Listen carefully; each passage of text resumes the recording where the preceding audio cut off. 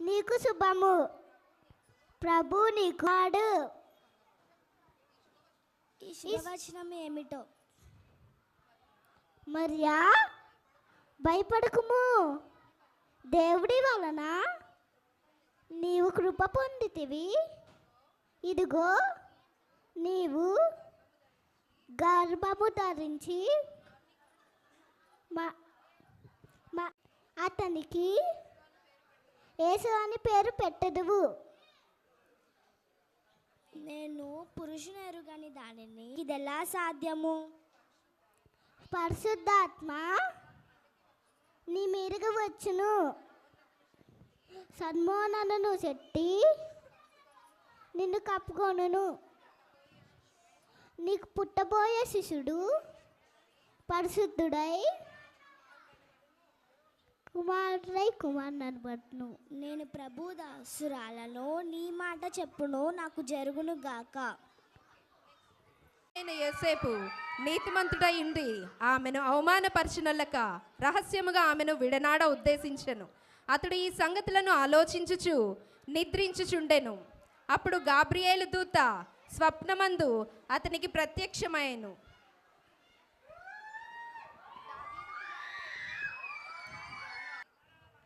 దావీదు కుమారుడైన యోసేపు, నీ భార్య అయిన మరియకు చేర్చుకోనకు భయపడకుము. ఆమె గర్భము ధరించింది, ఆమె కుమారుని కనును.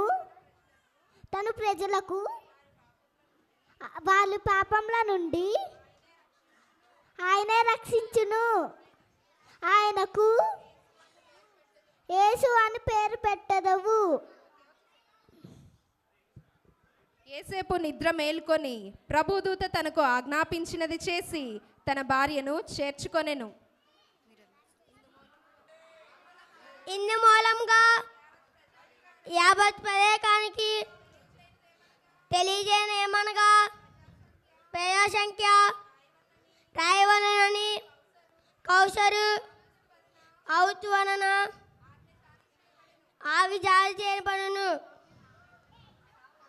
కావున ప్రజలందరూ వారి వారి గ్రామానికి వెళ్ళి ప్రజా సంఖ్య రాయించుకోమనిగా తెలియజేయమని. ఓహో,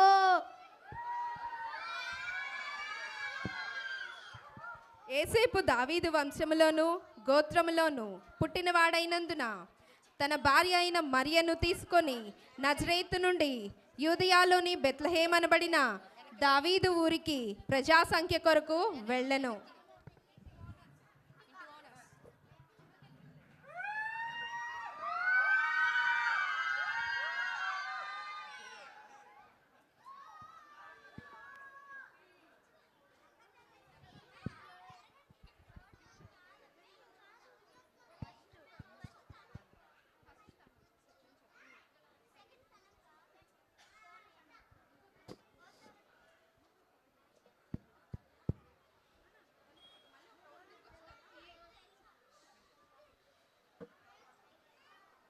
గర్భవతి, మీ సత్రంలో కాస్త స్థలం ఉంటే ఇవ్వగలరా?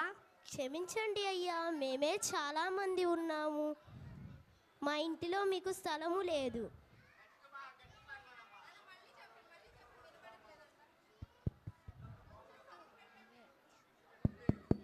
ఎవరు? అమ్మ, చాలా దూరం నుండి వస్తున్నాము, మా భార్య గర్భవతి, మీ సత్రంలో కాస్త స్థలం ఉంటే ఇవ్వగలరా?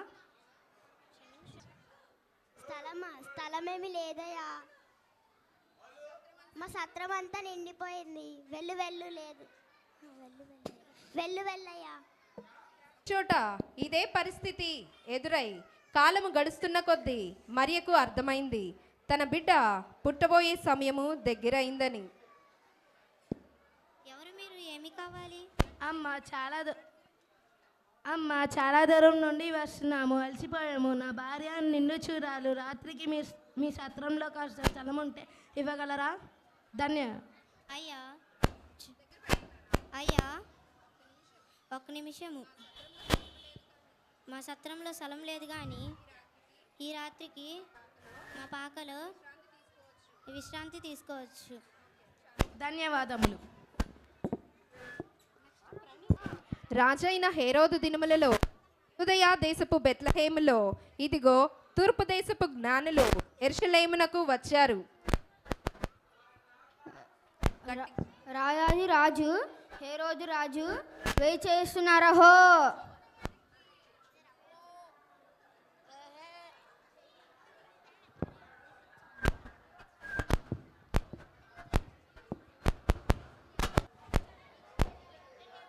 రాజా, మిమ్మల్ని కలవడానికి తూర్పు దేశపు జ్ఞానులు మిమ్మల్ని కలవడానికి వచ్చారు. వారిని ప్రవేశపెట్టుము. చిత్తం. దిక్కిన ఆయన నక్షత్రమును చూసి ఆయనను పూజింపవచ్చితిమి. దయచేసి మాకు తెలియజేయండి. జ్ఞానులారా, మీరు వేచి ఉండండి. భటులారా, పండితులను శాస్త్రులను పిలవండి. యూదుల రాజుగా పుట్టినవాడు ఎక్కడున్నాడు? అక్కడ గురించి యెషయా ప్రవక్త ముందుగానే తెలియచేసిన ప్రవచనం కాబట్టి ప్రభువుకు తన యొక్క సూచన మీకు చూపును. ఆలకించుడి. కన్యకు గర్భవతి అయి కుమారుని కని అతనికి ఇమ్మానుయేలు అని పేరు పెట్టెను. మీకా ప్రవచనం ఏమని తెలియజేసిందంటే, యూదా దేశ బెత్లెహేమ, నీవు యూదాలో ఎంత మాత్రము అల్లిపోనివి కాదు. ఇశ్రాయేలును నా ప్రజలను పరిపాలించడానికి అధిపతి నీలో నుండి వచ్చును. క్రీస్తు యూదా బెత్లెహేములోనే జన్మించిన ప్రభు. జ్ఞానులారా, ఆ శిశువు విషయమై మీకు తెలియంగానే నాకు వర్తమానం పంపండి. ఏంటి, యూదుల రాజా? హేరోదు మహారాజైన నేనుండగా ఇంకో మహారాజా? అసంభవం. నేను ఆ రాజుని అంతం చేస్తాను. అరే, చలి చంపేస్తుందిరా. అవునరా, ఈ చలికి మడని కాల్చుకోవటమే కష్టం. మరి గొర్రెలు ఎలారా? ఇదిగో ప్రజలందరికీ కలకబోము మహా సంతోషకరమైన సువర్తమానము. వీధి కట్టనము లేడు, రక్షకుడు మీ కొరకు పుట్టి ఉన్నాడు. ఈయనే ప్రభువైన క్రీస్తు. ఒక శిశులు పచ్చిచ్చు కుసల్లో కరస్తపడి ఒక్క తొట్టలో పనుకొని ఉండను. అరే, మన కొరకు రక్షకుడు పుట్టారంట్రా. రండి చూద్దాము. పదండ్రా, పదండి. రాజు పుట్టెనన్నయ్య రాజులకు, రాజు పుట్టెనన్నయ్య రారే చూడా మన వెళ్ళుదామన్నయ్య, రారే చూడా మన వెళ్ళుదామన్నయ్య. రాజులకు రాజు పుట్టెనన్నయ్య రాజులకు, రాజు పుట్టెనన్నయ్య రారే చూడా మన వెళ్ళుదామన్నయ్య. హేరోదు రాజు దగ్గర నుండి తూర్పు దేశపు జ్ఞానులు ప్రయాణం మొదలుపెట్టారు. వారు వెళ్తుండగా ఆకాశములో ఒక వింత నక్షత్రము ప్రకాశించింది. ఆ నక్షత్రము వారిని బెత్లెహేమునకు నడిపించింది. ఆ నక్షత్రము వారికి ముందుగా నడిచి శిశువు ఉన్న చోటికి వచ్చి నిలిచింది.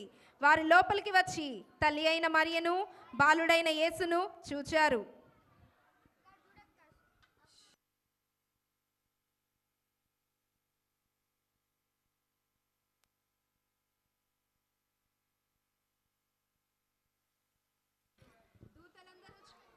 దూతలందరూ చేరి యేసుక్రీస్తు వారిని స్తుతించుండగా, దూత పాట పాడుడి, రక్షకున్ స్తుతించుడి, ఆ ప్రభుండు పుట్టెను బేత్లెహేమునందు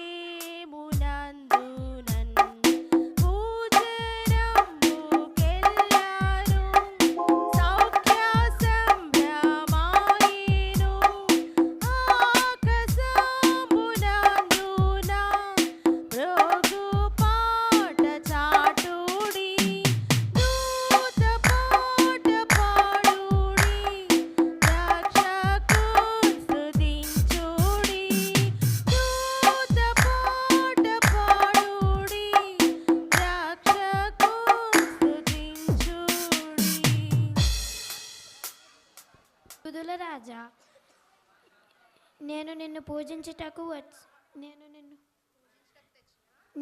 పూజించుటకు తెచ్చిన ఈ బంగారమును అంగీకరించుము, నన్ను దీవించుము. రాజా, నేను నిన్ను పూజించుటకు తెచ్చిన ఈ బోలము సేకరించి నన్ను ఆశీర్వదించుము.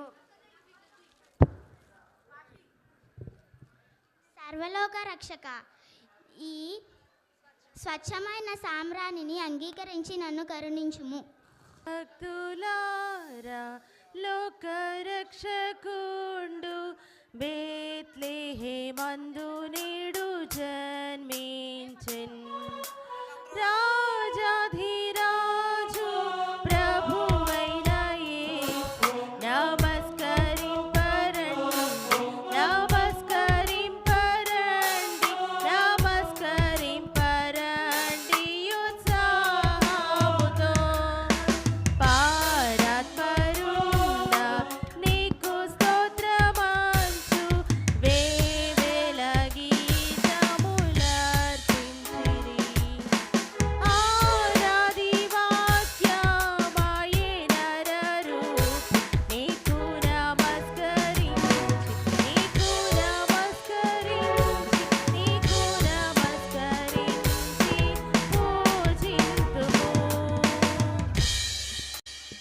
థ్యాంక్ యూ అండి. ఈ స్కిట్లో ఏమైనా తప్పులుంటే, అంటే చిన్నపిల్లలు కాబట్టి కొంచెం డైలాగ్స్ మర్చిపోయారు. మీరు పెద్ద మనసు చేసుకొని మా పిల్లలందరినీ నవ్వుతూ ఆశీర్వదిస్తూ మీ చప్పట్ల ద్వారా ఒక్కసారి పిల్లలందరికీ వాళ్ళు